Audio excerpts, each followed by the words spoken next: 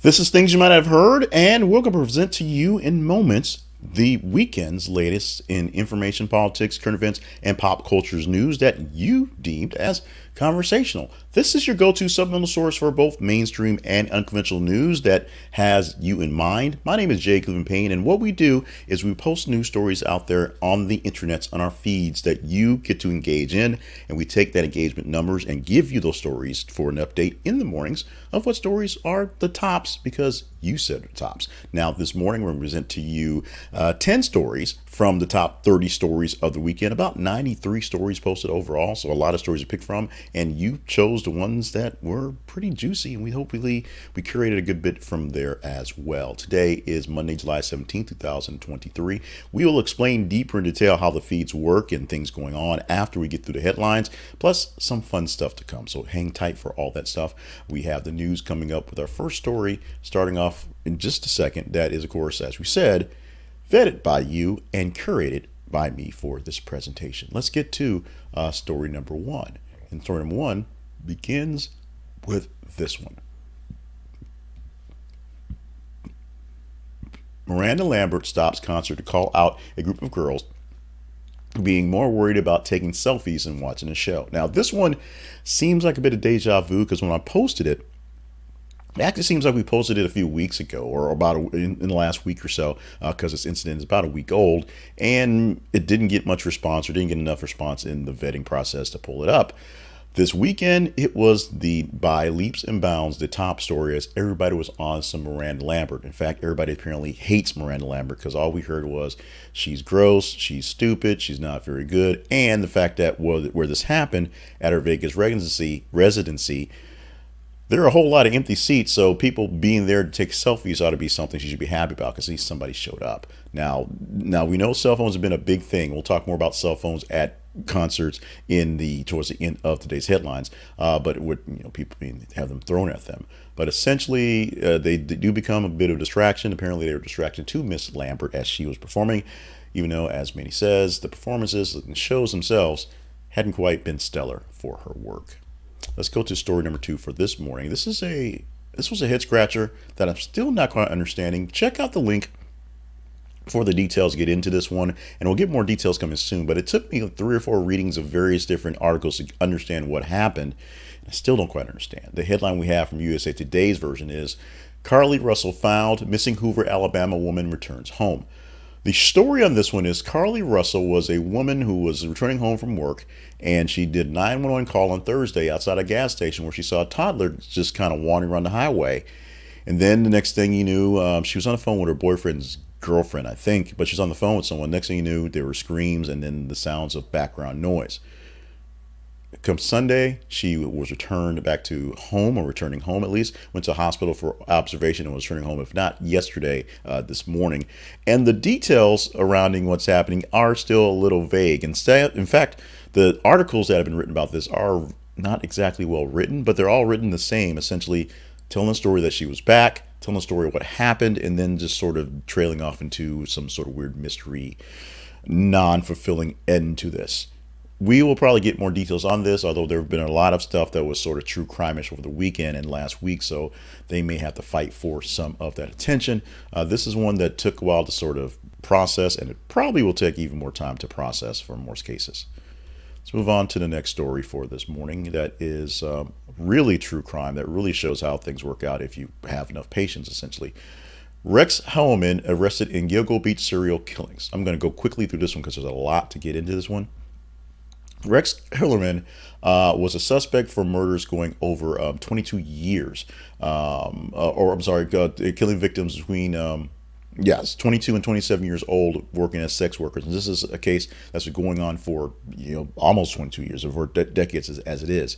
He has been sort of living incognito in the suburbs and just sort of doing what he can. He apparently used burner phones and internet searches to make sure that his trail was cold, and apparently his family was involved in some way as well. Somehow, some way, there was some things that tipped people off, including a new task force that popped up about last year to go working on some cold cases, and they were able to kind of trigger in on him. They essentially used his trash, they used DNA found from pizza crust he was eating to connect it to a hair found on a body, And from there, you have your Dateline mystery dream story right there. This is going to go a bit deeper as they're trying to connect him to another murder. There's 10 murders he may have been connected to. Right now, 3 are connected directly. They're trying to get a 4th one on and see where they can go with that. And of course, they are interviewing the family and other folks around to see what's going on. This is a story that is a lot of stuff to unravel. Check out the links for this one and keep up here, hang on to this one because there will be more down the line.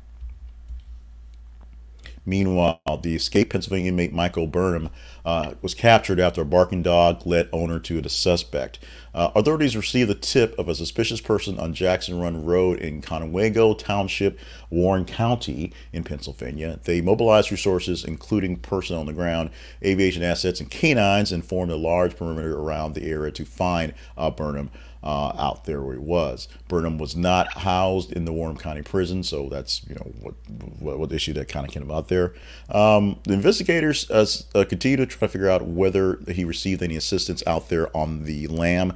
He was a sort of self-proclaimed or self-taught survivalist, so they figured he was able to use some of those things there. This is the guy that climbed on a gym equipment, crawled over to a vent, and then climbed down with a rope he made out of bed sheets, essentially. The old, essentially every cliche you can think of a prison break happened, and then he lived out in the woods for a while because he was, had some camping skills.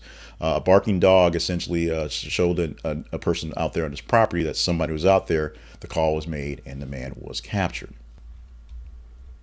This is one that's part of a head scratcher. I'm going to go deeper into a couple other stories that happened in the week, but Turning Point USA had this conference this week, and Asa Hutchinson, the former governor of the state I live in, Arkansas, a guy I actually kind of like, went there, got greeted with boos and chants of Trump because he's one of the few candidates who is out there essentially anti-Trumping, and the people want Trump. Now, Turning Point USA had a lot of things go wrong this weekend.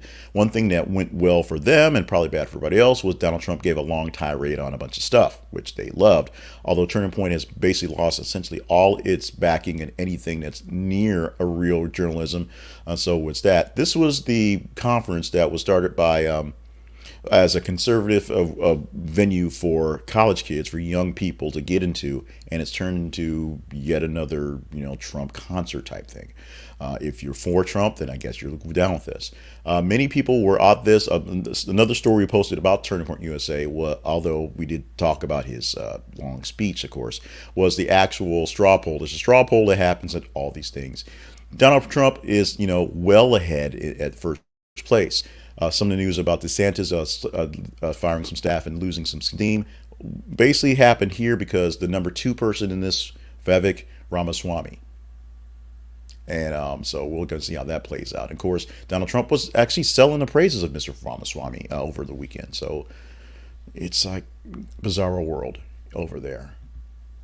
Kelsea Ballerini dumped Reddit to protect her mental health. Quick, simple, easy. She found that being on Reddit and reading what people were saying was screwing up with her head, and she got rid of it. Guess what? You can turn off your social media. You can put down your cell phone. You can go read a book and listen to music and just get away from stuff. And if something's important, someone will tell you it's important. And if it's not important, they cannot tell you. Try that next time you stress out with social media. We have followed this story for a few weeks about Hard Knocks and HBO having to follow, or wanting to follow, essentially, a team during their training camp years. 18 seasons of this show, and every year the team that gets this doesn't really like it very much. Aaron Rodgers saying it in real words, this was forced down our throats. Now, the Jets were on Hard Knocks last time back when Rex Ryan was running it in 2010. So now this time it's the big issue that Aaron Rodgers leaving the Green Bay Packers, going to the New York Jets to try to revive some life in that franchise. And we'll see some behind the scenes of what's going on there. But as we know, the teams aren't very happy about it.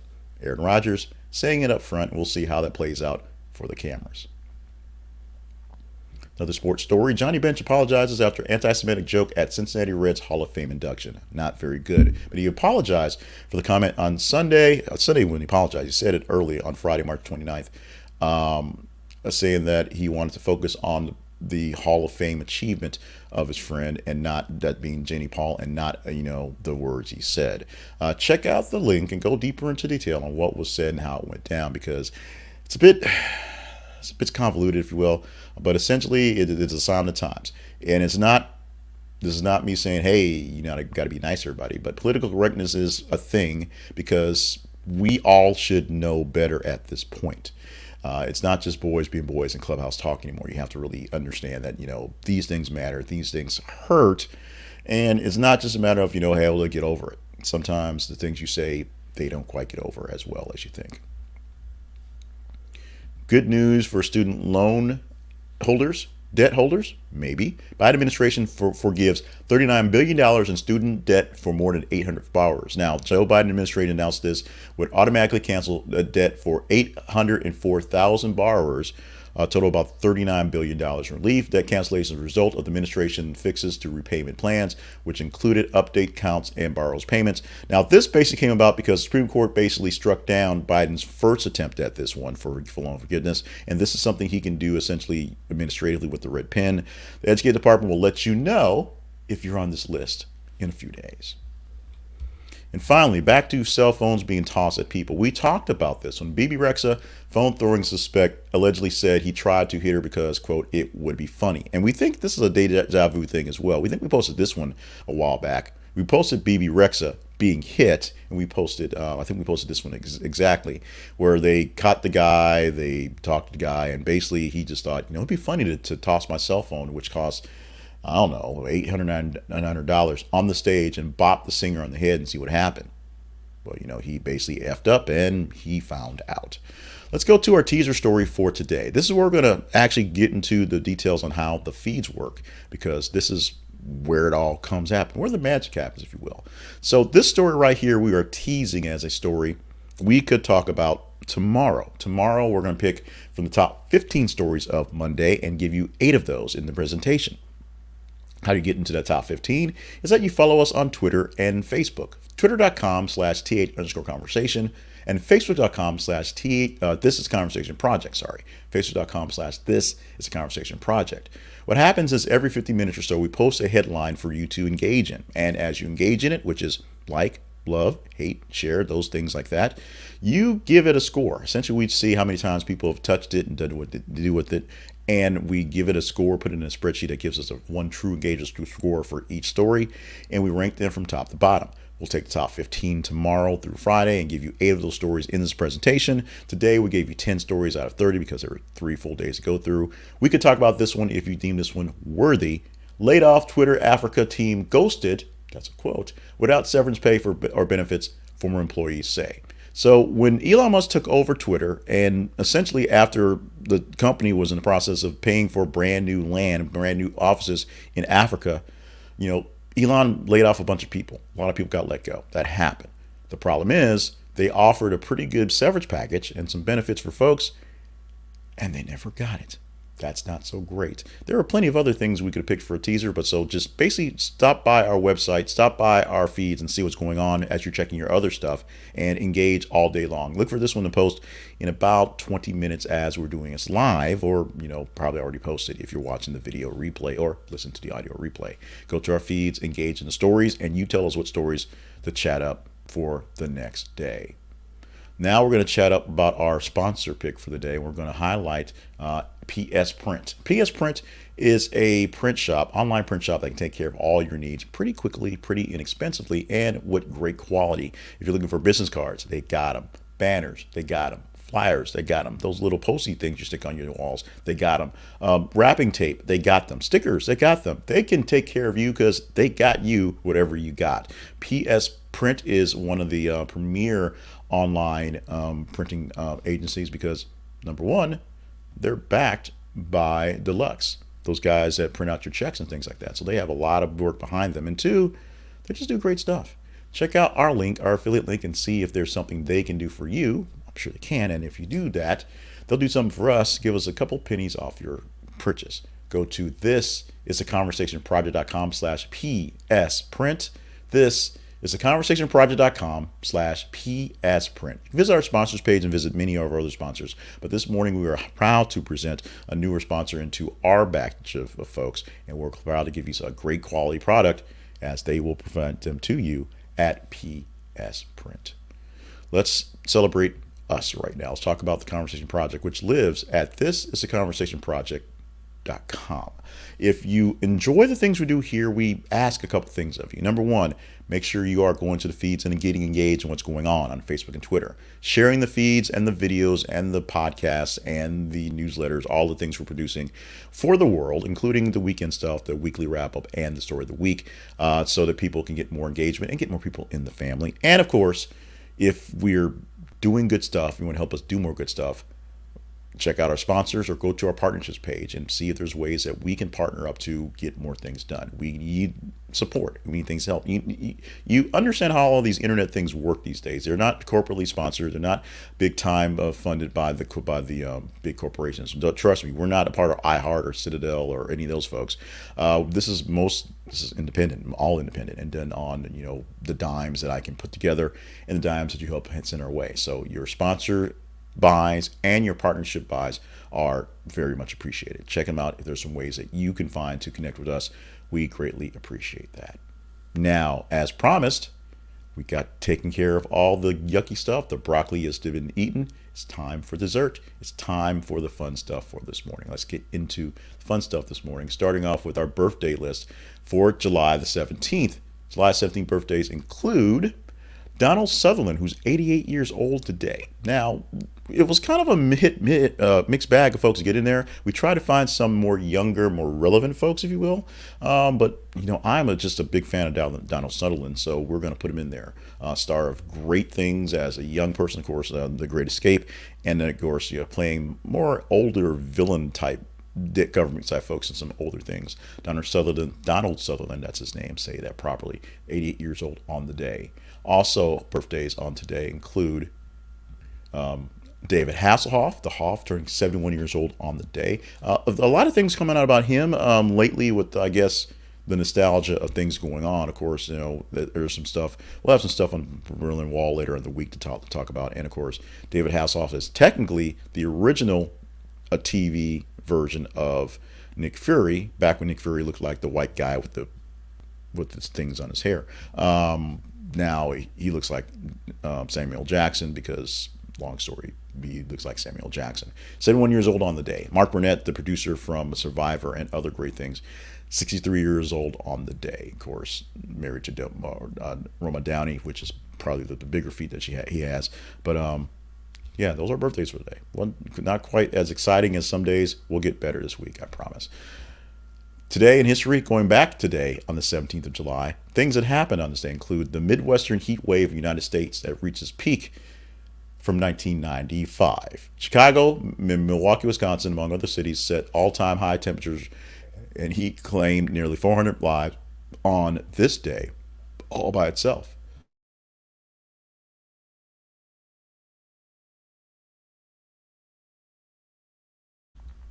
In 1997, the Woolworths closed its last of its 400 stores. The Five and Dime chain lasted 117 years. I'm sorry about that. 177 would be nice, but 117 years is a nice run for a department store, a Five and Dime that turned into a large conglomerate. Most people, these days, obviously anyone younger than 30 does not remember a Woolworths going out at all because it was there. But back in the day, they were the jam. They were essentially the Walmarts of the time before Walmart picked up and took over things.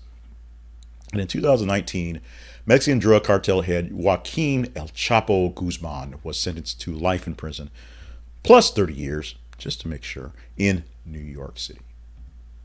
Today is World Emoji Day. That's it. We did all food and drinks and yummy stuff last week. This week's going to be a bit more abstract. We're going to celebrate emojis all day long. Back when they were called emoticons, which doesn't seem like that's so long ago, and then somebody said emoji, and then it just went to where it was. We can now no longer live without emojis. We can't live without memes, can't live without things like that. And we communicate, things in that. You can buy pizzas with emojis. You can sign documents with emojis. You can spread your love or your desires, peach emojis out there with just the pictures of things, eggplant emojis, things like that. So go out there and send the proper emoji to the proper person. And if you want to send an improper emoji, make sure you send to the proper person. And finally, one more thing you might have heard. How old is your bottled water? A study by researchers in the UK concluded that bottled water could be almost 2 years old when consumers purchase it. Where has it been for all these months? Sitting in a warehouse shelf. Companies that make bottled water insist the seals are airtight, which means the contents are safe to drink because there's no contaminants, no air getting to it. It doesn't get stale if you seal it up well. However, just think about that. The next time you open that, crack that bottle of water, which I have a few there in front of me, if water technically does expire, does get stale, does get old, and the water you have has probably been sitting there for a bit.